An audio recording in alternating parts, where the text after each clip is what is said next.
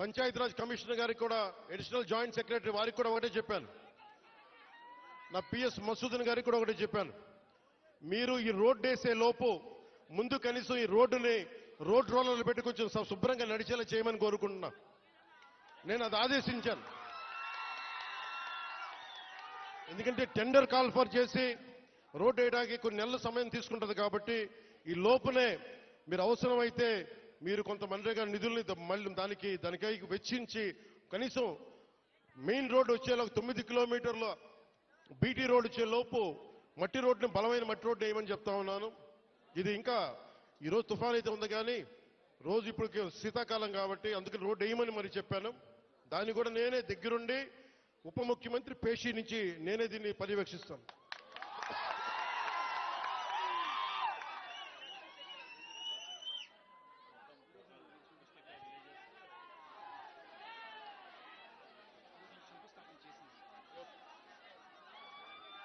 నేను మొన్న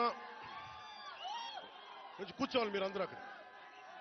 మొన్న ముఖ్యమంత్రి గారితో గౌరవ ముఖ్యమంత్రి ఒక్క నిమిషం గౌరవ ముఖ్యమంత్రి శ్రీ చంద్రబాబు నాయుడు గారి ఆఫీస్కి వెళ్ళి ఆయన పేషీకి వెళ్ళి ఒకటి తెలియజేశాను. సార్ 70 సంవత్సరాల మనకి స్వాతంత్రం వచ్చిన తర్వాత కూడా ఇంకా పిల్లలు ఇబ్బంది పడతా ఉన్నారు.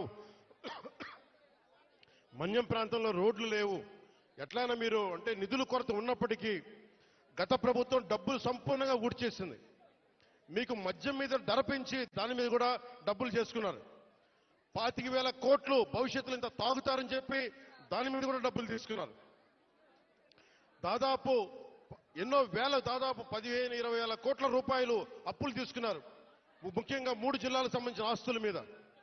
ఇవన్నీ డబ్బులు తీసుకొని కూడా రోడ్డు వేయలేదు. మరి ఏం చేశారు అభివృద్ధి అంటే మీరు ఆలోచించండి. గత కాలంలో ఒక్క మంత్రి అన్నా వచ్చాడా? మీరు చెప్పండి. ఈ రోజున నేను అధికారం రాకముందు ప్రజల్లో ఉన్నాను. అధికారం వచ్చిన తర్వాత కూడా నేను మీకోసమే పనిచేస్తాను. ఇక్కడున్న యువతకి నేను ఇదే మీకు మాటిస్తున్నాను. ఈ రోజున మన సాలూరు నుంచి నేను ఒకటే మాటిస్తున్నాను.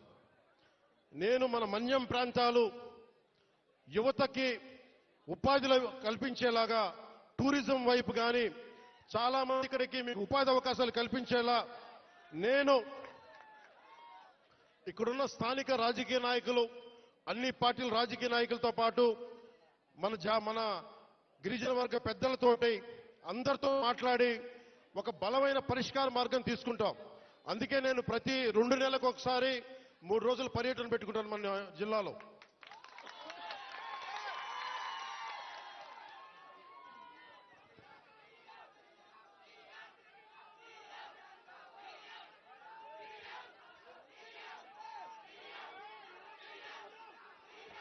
అలాగే మనకి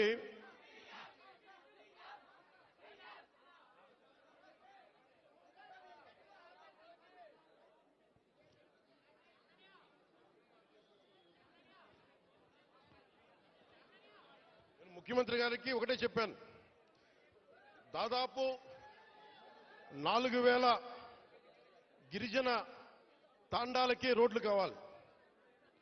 పంచాయతీలు క్రమంగా చూసుకుంటే 400 పంచాయతీలు గారి గ్రామాల మట్టుకు దాదాపు 4,000 తాండాలు ఉన్నాయి. 20 మంది నివసించేయి, 40 మంది నివసించేయి. ప్రతి ఒక్కరికి రోడ్డు వేయడానికి కష్టసాధ్యం కనుక ముందు మనం 3 విడతల చొప్పున అనుకున్నాం. ముఖ్యమంత్రి గారు నా దృష్టికి తీసుకొచ్చింది, ప్రధానమంత్రి గారి దృష్టికి మేము తీసుకెళ్లబోయేది, ఎక్కువ మంది కనుక మీరు తొందరగా రోడ్లు రావాలి అంటే 20 మంది ఒక చోట కాకుండా కనీసం 200 మంది 300 మంది ఒక చోట మీరు అందరూ ఉండగలిగితే రోడ్లు వెంటనే వచ్చేస్తాయి. కాబట్టి సమస్య ఏమవుతుందంటే జనాభా తక్కువ అవడం వల్ల డబ్బులు కేంద్ర ప్రభుత్వం నుంచి వచ్చేయి మనం అన్ని మిగిల్చుకొని ఈరోజు చేస్తున్నాం. ఈ రోజున మనం నరేగా మీరు ఇలా అరిచి మీ అభివృద్ధి మర్చిపోతున్నారు. మీరు అరిచి సినిమాలు సరదా నిజంగా మనస్ఫూర్తి చెప్తున్నా. మీకు సినిమాలకి రావాలన్న రోడ్లు ఉండాలి కదా.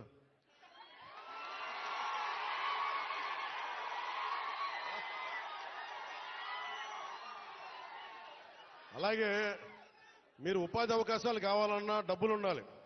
డబ్బులు రావాలంటే ఎక్కడి నుంచి చేస్తాం? వెనకాల పెరట్లో చెట్లు కొడితే డబ్బులు వస్తాయా? మనం ఏదో స్కిల్ నేర్చుకోవాలి, ఒక సమర్థత ఉండాలి. దానికోసం మనం సంపూర్ణమైన ప్రయత్నం చేస్తా ఉన్నాం. నేను మీకు ఈరోజు మాటిస్తున్నా, నేను 2017లో చెప్పినప్పుడు మాట ఇచ్చాం, వెనక్కి వెళ్ళాం, నిలబడ్డాం. అలాగే ఈ రోజున ఇంకో మాట ఇస్తున్నాం.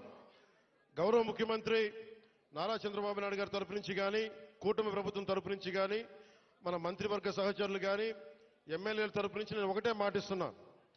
ఇక్కడికి ఈరోజు వచ్చి ఈ రోడ్ల కోసమే రాలేదు నేను.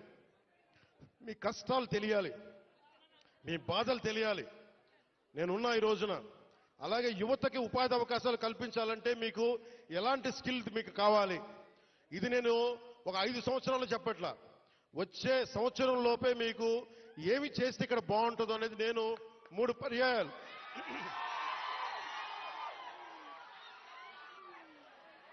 నేను 6 నెలలు అయింది ప్రభుత్వం వచ్చి. ప్రతి 2 నెలలకి నేను మన విజయనగరం జిల్లాలో కానీ, మన పార్వతీపురంలో కానీ, అరకు ప్రాంతాల్లో కానీ, గిరిజన జిల్లాలో కానీ అన్నింట్లో కూడా నేను కనీసం ప్రతి 2 నెలలకి 10 నుంచి 15 రోజులు గిరిజనులతోనే గడపాలి, మన ప్రాంతంలోనే గడపాలని కోరుకున్నాను. ఎందుకంటే మీ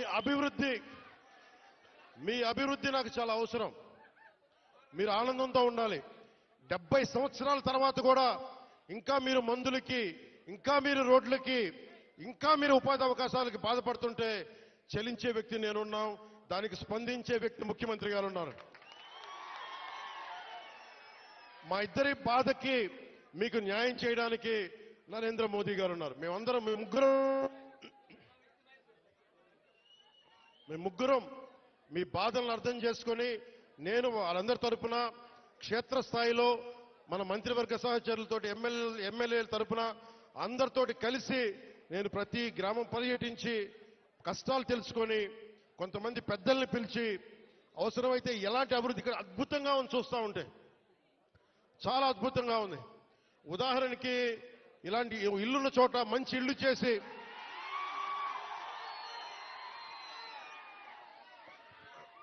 మీతో మాట్లాడి, ఇక్కడున్న అందరితో మాట్లాడి, అమ్మా కూర్చోండి, మీరు కొంచెం పక్కన రోడ్. ఇలాంటి సుందరమైన ఈ కనిపించే చోట, ఇలాంటి కొంత మైదానం ప్రాంతంలా కనిపిస్తే, ఇక్కడ పల్లంగా ఉన్న కంటే ఎత్తు పల్లా లేకుండా చదరంగా ఉండే ప్రాంతంలో నిజంగా ఇది హోమ్ స్టేట్ అని అంటాం. అమెరికా లాంటి చోట్ల, విదేశాలు లాంటి చోట్ల ఏం చేస్తారంటే, ఇలాంటి చోట్ల ఇలాంటి ఇళ్లలో వచ్చి ఉండేలాగా వాళ్ళకి కావాల్సిందల్లా శుభ్రంగా ఉండాలి. విదేశీయులు వస్తారు, చాలా మంది అడవుల్ని అర్థం మనకి అడవుల్లో విహరించడానికి చాలా మంది వస్తారు. మనకి తద్వారా ఉపాధి అవకాశాలు వస్తాయి, వస్తాయి.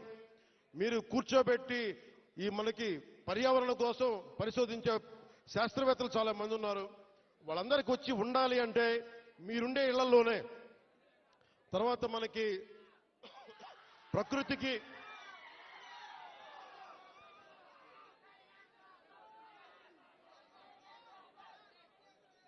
ఐదు సంవత్సరాల్లో ఒక 5 సంవత్సరాల్లో గత ప్రభుత్వం చేసిన తప్పుల్ని ఎండగట్టి గొంతు పోయింది.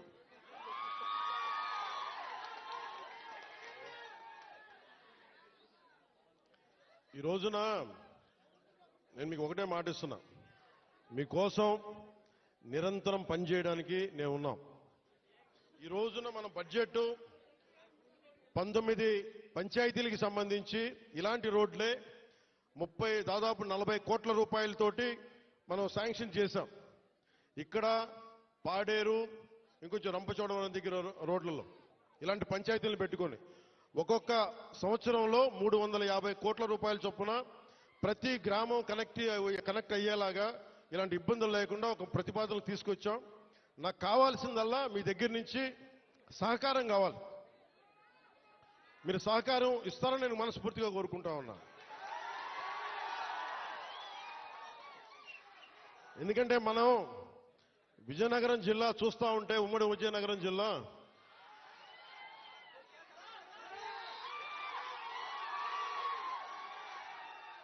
అడవుల్లో కాదు, ఇంత సుందరమైన ప్రాంతంలో పుట్టిన మీరు అదృష్టవంతులే. నేను నిజంగా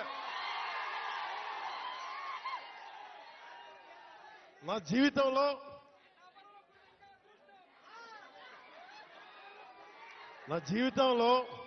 నేను ఎప్పుడు అసూయపడలా. నాకు ఈర్ష్య ఉండదు. ఎవరైనా నాకైనా విజయం సాధించిన ఎత్తుకు ఎక్కి నాకు ఇబ్బంది ఉండదు. మొట్టమొదటిసారి మిమ్మల్ని చూస్తే నాకు అసూయగా ఉంది. ఇంత చక్కటి ప్రకృతి మధ్య మీరు బతుకుతూ నాకు అసూయ కలిగిస్తూ ఉన్నారు. అందుకని మీకు నాకు గుడొద్దు, బడి కావాలి మనందరికీ. ముందు చదువు ఉంటేనే భగవంతుడు గుర్తొస్తాడు, బడి ఉన్న చోట గుడి వస్తుంది. అందుకని నేను మీకు నిరంతరం మీకు అందుబాటులో ఉంటాను. కలెక్టర్ గారికి కూడా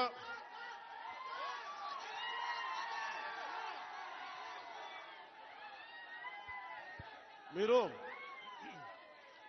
ఇక్కడ ఇంతమంది మీరు అన్నయ్య అంటారు, ఏం చేయరు మీరు. యువత ఇంతమంది ఉన్నారు. ఏంటమ్మా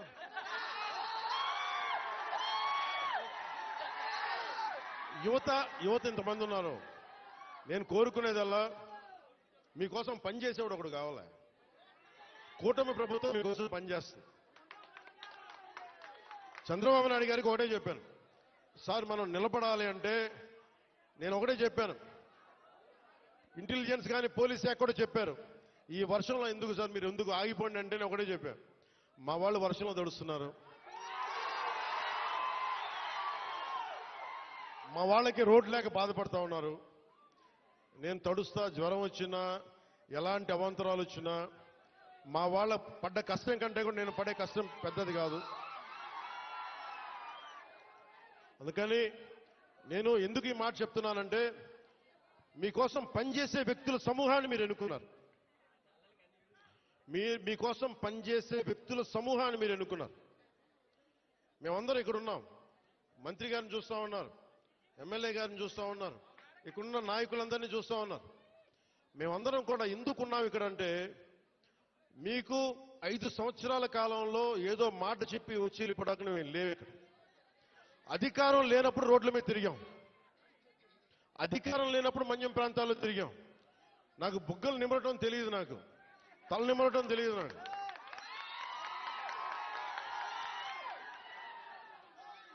నేను మీ కన్నీళ్లు తుడిచి పారిపోయే వ్యక్తిని కాదు. నేను దూరంగా ఉన్నా, నా రూమ్లో కూర్చొని ఉన్నా, మీకోసం నిరంతరం పరితపించే వ్యక్తిని. ఒక మాట ఇచ్చాను, నా పేషీ కూడా ఒకటే మాట చెప్పా, నేను ఇక్కడే ఉండాలి, 2 నెలలకు ఒకసారి 10 రోజుల చొప్పున నేను మన్యం ప్రాంతం మొత్తం తిరగాలి. నేను ఒక్కొక్క యువకుడికి మాటిస్తున్నాను, ఒక్కొక్క యువతికి మాటిస్తున్నాను, ఒక్కొక్క గిరిజన తల్లులకి మాటిస్తున్నాను, ఒక్కొక్క గిరిజన పెద్దలకి మాటిస్తున్నాను. నేను మీకోసం ఒళ్ళు వంచి పనిచేస్తాం. మీకోసం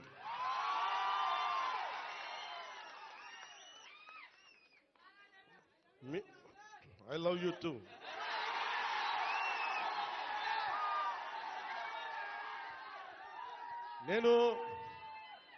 నేను మీకు చెప్పినంత ఐ లవ్ యూ నా బిడ్డలకు కూడా చెప్పలేదు. నేను మీరు చూపించే ప్రేమ పవన్ కళ్యాణ్కి అధికారం ఉన్నా లేకపోయినా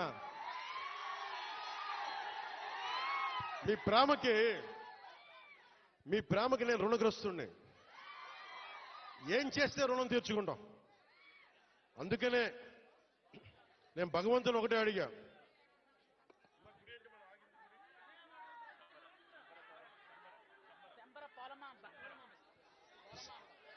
ఇందాక దారిలో వచ్చేటప్పుడు